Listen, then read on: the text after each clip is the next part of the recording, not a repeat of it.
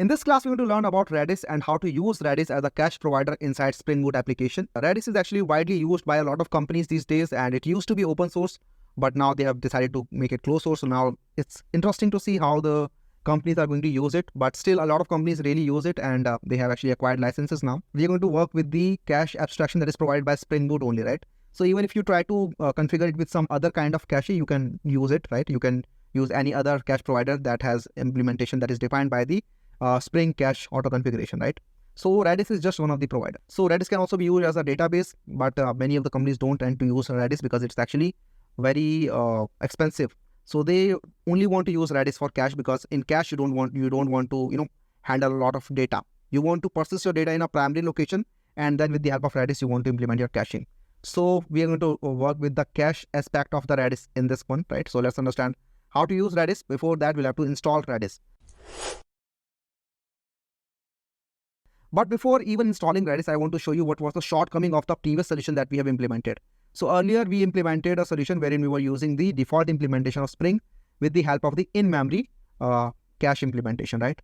But we cannot go ahead with this when we talk about the production-ready application. And why?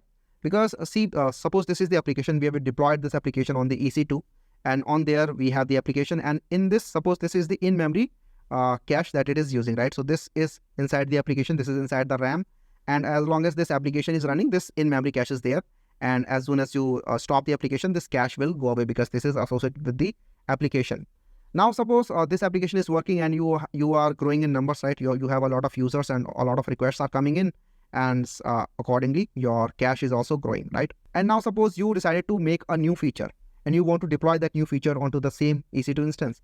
What's going to happen in that case is that new instance is going to get published, your previous server is going to get shut down for a moment, and then your server will get started with the new service, right? Well, there is a problem with that, because in that case, this Redis is also again going to get smaller, because now it doesn't have the data that it previously had, right? Because this was associated with the application, and this is something that you don't want, right? So to avoid this, what you can do is you can have a central location. Suppose this is a separate Redis server, this is a separate Redis server, and this is another server, right? This is the EC2 instance, and this EC2 instance can talk to this particular Redis server and then get the data from there. In that case, even if this application server goes down, this Redis service will always be there. And also this instance can be used to serve requests by some other instances. Suppose your application grows, your user base grows, and now you want to horizontally scale your application. You want to have more and more instances inside an auto scaling group serving by the load balancers. Suppose you have a system like this now. You have a lot of users, and now you have a lot of instances as well. All of these are running the same version of the application, and the requests are being handled by the load balancers. And in that case also, if you are implementing a dedicated Redis server, this is going to get much more beneficial, because all of these can access this particular server, Redis server, for their caching needs. So caching with a dedicated server which is implemented by some sort of caching mechanism is really great, and Redis is one of that, right? So as you can understand that to implement this Redis, we'll have to have a Redis server somewhere. To do that, we'll have to install Redis either on our local machine, or we can get from the Redis cloud as well. We're going to learn about both these ways in this today's class. So to do that, we'll have to install Redis. So this is the guide to install Redis. Upon clicking on this button, this will lead you to this page here. And from here, you can install according to your own operating system. Installing on Mac OS is actually fairly simple. Installing on Windows is not that simple, because this needs to have this Windows subsystem for Linux, WSL2. So you'll have to first install that, and for that I've actually provided you with a documentation that you can follow. This will take you here, right? So basically you'll either use GUI or WSL to install this. So this will actually install the subsystem for Linux. Using this, you will actually be able to run Linux commands on the Linux PowerShell, right? So this will open a Linux bash actually, on which you can actually run these commands to install Redis. So this will again install Redis in your computer, and then you, with the help of this Redis CLI command, you will be able to run the Redis server inside your machine. So this is for Windows, and if you are on Mac OS, then you can come to this part here. You can use brew. So just install homebrew first of all. With the homebrew, you can run brew install Redis command. After this, just run brew services start Redis, and this is going to start the Redis server. Let me show you. So if I just open the terminal here, this is my terminal. If I show you brew services list, so you will see that there is a Redis server that is running currently, and that was run with the help of brew services start Redis, right? So currently the Redis is already running. So Redis already started. If you want to stop it, you can run brew services stop Redis. So as you can see, this will start the Redis, and with the help of Redis CLI, you can directly go to this particular Redis server. So this is the server. As you can see, this is running on localhost. Port is 6379. In here, you can store some key value pair as well. For example, you can do set, let's say name to Anuj, right? So this is going to set the name to Anuj, and you can get the name from here. So this is going to return Anuj, and you can set any kind of thing here. Set password, suppose, right? And you can store anything. And this is going to store that. And if you get password, then this is going to return you the password, right? So this is a really handy tool, Redis server. And now we can connect to this particular Redis server with from our Spring Boot application. Let's understand how. So after this, we'll have to add Redis cache to our application as well, right? So this is the dependency that we're going to add. This is the Spring Boot starter data Redis. So we'll go to the pom.xml. In here, we can directly come here and we can copy and paste this particular dependency. Spring Boot starter data Redis, this one, right? So we need data Redis. Just reload the Maven. After this, data Redis will be there, and we can configure the data Redis now, right? So these are the configurations. So first of all, you can put the type. So we have multiple providers, as I mentioned. So the cache type here, you can mention Redis. Even if you don't mention Redis, even after adding this particular particular dependency inside your class path, Spring Boot auto configuration will detect it and it will set the type to Redis only. After this, you can set all these things: Spring Data Redis host, Spring Data Redis port, Spring Data Redis password, and Spring Data Redis SSL enabled, right? So let me just put all these configurations inside my application.properties, right? So in here, I'm going to put the Redis configurations. So Spring dot data dot Redis dot host, and this is going to be localhost. Currently, I'm using localhost. Spring data Redis and then port. So the port, as you can see, the default port that it runs on is 6397. Let me just show you inside the terminal. Here you can see 6379. So this is the default port that it runs on. So 6379. And after this, if we just simply run this application just like this, it should be connected to the application. So simply just run the application. Here, as you can see, the application is currently running, and let's try to make the get call now. So let's just try to get the employee with ID 3, hit send. And I'm getting an internal server error. Let's look at the error now. Fetching the employee with ID 3, but cannot serialize. Yeah, so this is the problem. In order for Redis to work, we'll have to first serialize and deserialize. We'll have to put serialization logic. Since we are using Redis, we'll have to define that the DTO that it returns from the employee service implementation, this is something that you want to put inside your cache, right? So this employee DTO, this has to be serializable, right? So by serializable, we mean that this has to be serializable. Basically, we should easily be able to convert this particular object to a byte of string, right? So let me just go to the employee DTO, and from here we can simply do implements serializable. As simple as that. Right after adding this now becomes serializable, and let me just run this application again. So let's run this. After this, let's try to get the employee again. So get the employee with ID 3.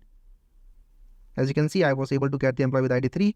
And if we simply go to our application, here you can see successfully fetched the employee with ID 3. So first time the data was not found inside the cache, and therefore the employee was fetched with the employee with ID 3, right? But now the data would be present inside the cache. After this, if we make some more API calls, these API calls, as you can see, are much faster now, 11-12 milliseconds, right? Not more than that. And as you can see, we are not going to the database again. We are simply able to get the data from the cache only. And if we just go to the cache, this is the cache, we can do keys star. Here you can see we now have multiple keys. The name and password keys are something that we have stored ourselves, and then we have one more key, which is employees : 3, right? So this is the name that we have defined inside our code. As you can see, just go to the employee service implementation. Here the cache name is cache name. This is employees. After this, 2 colons have been added by the Spring default configuration. And then this is the key. So this is the key with ID 3. And if you just simply go, simply do get employees 3, you will see that we are getting this particular data. Here this says that com.credential.caching.dto app, and then this is the data, right? So this is the serialized version of the data, and this is the class name that it already has, right? So the application will simply keep on working like it was working before. So we can do the same for 4, right? And now as you'll see, let me just clear this. And if you just do get keys star, here you can see employee 4 is also there, right? So now we have all these keys. Even inside our code, we can go to the cache manager now. So this is the cache manager that we saw in the last class. If you look at this, now this is being implemented by a lot more classes, as you can see. And the Redis cache manager is something that is actually using, right? So this is the Redis cache manager, which the Redis implementation that we are using is currently using, right? So it has all these methods to implement the caching. It's basically using the cache manager that is given by default, right? So this is the cache abstraction that is provided by the Spring Boot application, and the Redis implementation is also using the same manager. So this all works great, but currently we are using the localhost server, and inside production application, you don't want to use a localhost server. You want to either create a new server on which you can store your Redis database, right? Redis cache, or you could use a third-party providers, right? They have a managed Redis managed cache server. They use Redis, or they can also use some other form of caching, for example, Memcached as well. So we can either use Redis Cloud, this is provided by Redis, or we can use Elastic Cache that is provided by AWS, and we have multiple other providers as well. I'm going to go ahead with Redis Cloud because it is quite easy to set up Redis Cloud actually. So all you have to do is just go to Redis and then create your account there. So just go here, log in here and create your account. And after logging in with your Google or email ID, whatever, you will come to this particular screen. In here, you can start creating your new database, right? So this will create a new Redis database for you. And what do you want to use it for? Do you want to use it for your database? Actually, you don't really want to use it for database. You would actually, if you want to use for database, you would use it for very specific data use cases. For example, if you want to show leaderboard somewhere, or you want to showcase the data that is being used very frequently, then you can use Redis database as well, because Redis is actually really, really fast. Here you can see the price is $5 per month, but we can use it for free as well. Just use cache for this and use essentials like this, and you can define the cache database name. I'm going to name it cache Spring, and the provider or vendor is going to be AWS. The region is going to be India for me. Don't choose any availability settings for this one. This is going to make it a distributed cache system, and don't use any data persistence. Type is going to be Redis stack, and from here it's asking that how much data do you want. We can go ahead with the 30 MB one. This is enough for any kind of development purposes, because 30 MB of data is actually quite a lot when we talk about development data. So this is going to give us a 30 MB database, and you can see the price is actually 0 per month, right? So the memory is 30 MB and the bandwidth is actually 5 GB. This is bandwidth. This is not the actual data. The data is only 30 MB. After this, we can click on this create database. This will go ahead and create a database for us, and then we'll get a public endpoint for this, right? And we can actually connect to this particular database. This is the database name. And let's see how to connect to this database.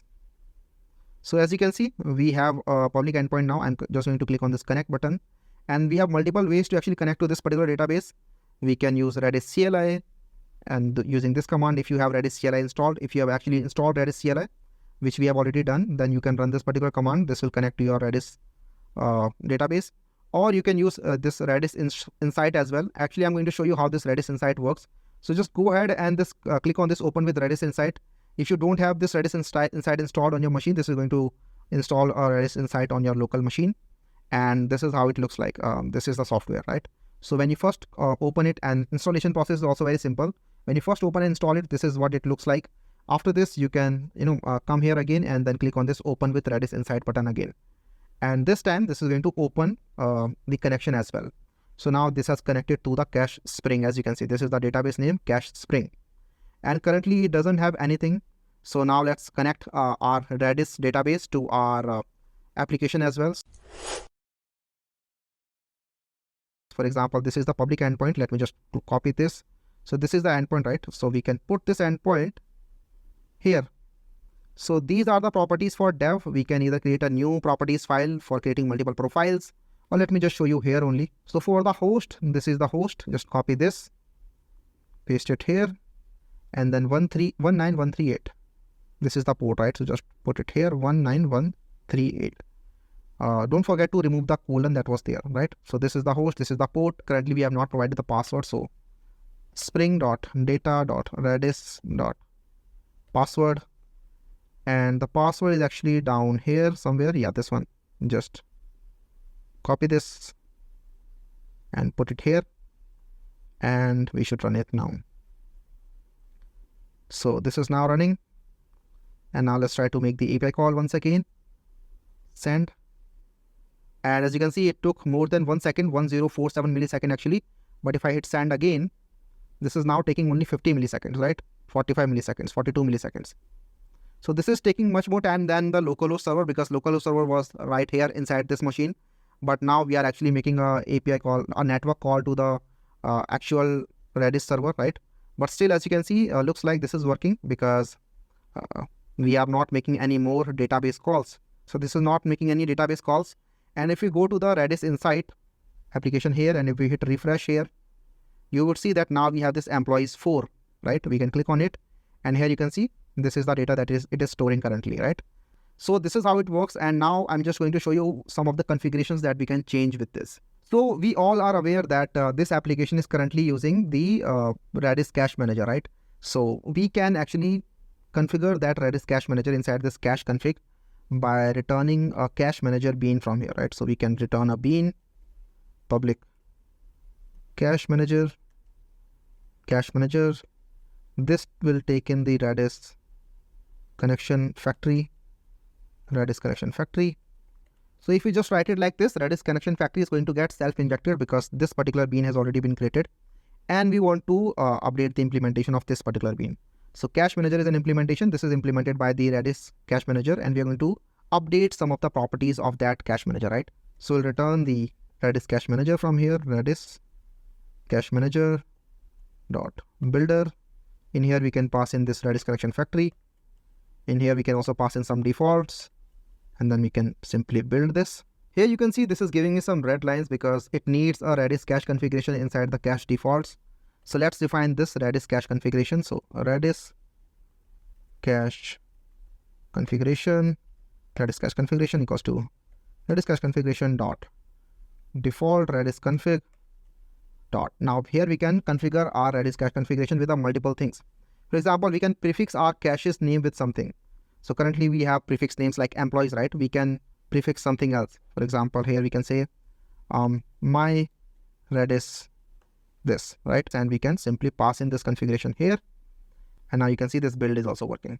So here we are using this particular cache manager, and this bean will get exposed, and this particular bean will return a Redis cache manager, which will be used to implement caching, right?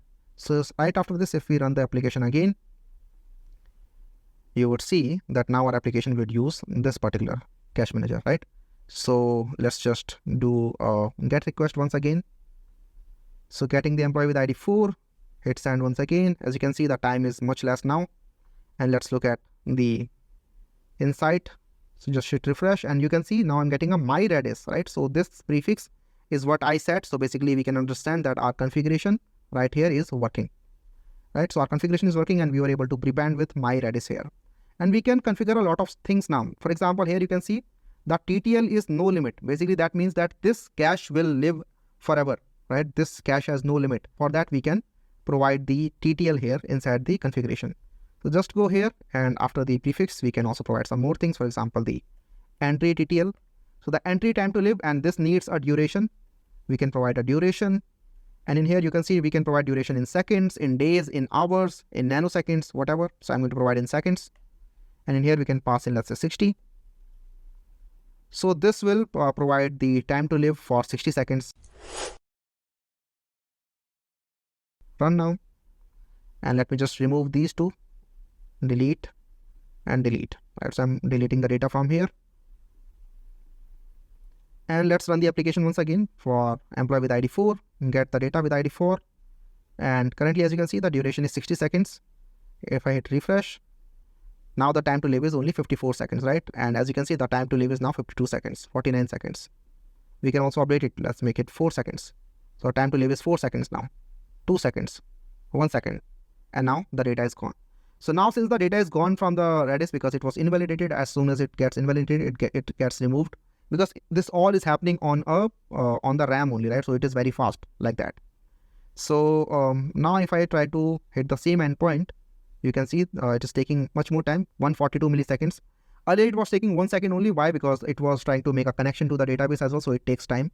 After that, it takes only 142 seconds because this time it had to make a database call, and now it's only taking 66 milliseconds, right? Because it doesn't have to go to the database. So this is how it goes, and now you can see this is the time to live, 37 seconds, right? And as you can see, even if I try to hit send once again, the time to live goes down actually, right? Time to live is now 27 seconds. Sometimes we don't want that. Sometimes we want to say that, hey, as long as someone is using this data, you should actually, reset the time to live. Suppose I'm using this data and then someone else is using this data after 30 seconds, then you don't want to, remove this data from your database. In that case, you have one more property, which is enable time to idle as well. So if you enable the time to idle, this is going to reset your time to live on a particular entry if someone else comes in, right, to get the data. So if we run the application once again, let me get the data for ID 4 first. So the ID 4 is here. Let me just get the data for ID 5 as well. Hit send. ID 5 was not found. Let's see ID 3. Hit send. Yeah, ID 3 was found. So now we have two datas, ID 3 and ID 4. As you can see, ID 3 and ID 4. So let me hit refresh. As you can see, the ID 4 is 41 seconds while ID 3 is 50 seconds, right? What will happen if I go ahead and get the data for ID 4 once again? Let's see. Get the data for ID 4. Hit send once again. And you can see, since I'm adding the enable time to idle, ID 4 again gets reset. Now it's again 55 seconds, right? I can hit refresh again. So both of these are going down. Let me just try to get the ID 3 once again. Hit send. And now you'll see that ID 3 is again 56 seconds, right? So this increase like that. So sometimes you want to add this property, sometimes you don't want to add this, right? It is up to you and your needs. You can make it enable time to idle, or you can, leave this property from here. After this, we have two more properties actually that I want to show you, which are the serialize. So we can pass in the serializers here. So we can serialize keys with, and we can also serialize values with. So by serialize, we mean that how do you want to store this particular thing in the bytes? For example, we have two things to store. We have to store keys as well as values. Both keys and values could be object. How do you want to serialize them? We have multiple strategies. We can either do JSON to JSON. We can also use string serializer, right? Whatever way we want. So in here, we can pass in those serializers. As you can see, if I just go here, this needs a Redis serialization context dot serialization pair. So let me just pass in that. Redis serialization context dot serialization pair. And then I can do from serializer. And in here, I can pass in the serializer. So we have string serializer, string Redis serializer like this. So for the keys, I want to say that my keys are only going to be very simple. So for these, I think the key string serializer will work. But for my values, I want to pass in some complex serializer. For example, let's say I want to pass in the JSON to JSON here. So I can do that. Redis, similar thing, Redis serialization context dot serialize pair dot from serializer. In here, we can pass in new generic JSON to JSON Redis serializer. This is something that we want, right? And right after this, if you run the application again, you would see a slight change in the way the value is being saved. So now our value would be saved in the form of JSON data and not in the native serialization that is provided by Java. So let's see how it goes. Hit send. Let's see. For 3, you can see this is now storing data in a JSON format, right? And you can change your data from here, right? With the help of this tool. And similarly for 4, you can store in JSON format. So this is now storing in the JSON format. Earlier, it was using the Java default serialization tool, right? So that was native Java serialization tool. And actually, you should not use that, in my opinion. Why? Because that is actually prone to some injection attacks as well, right? So you should use these kind of serializations if you want to store something inside your database.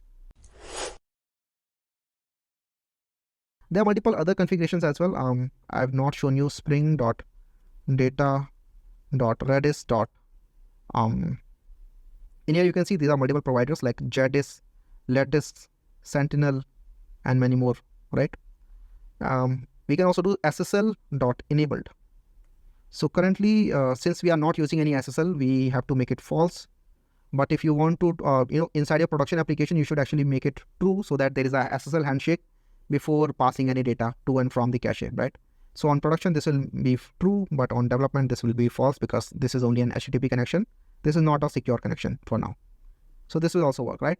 So this was it for my side, and we'll look at some more applications in the coming class. If you have any kind of doubts, simply ask me and I'll see you in the next one.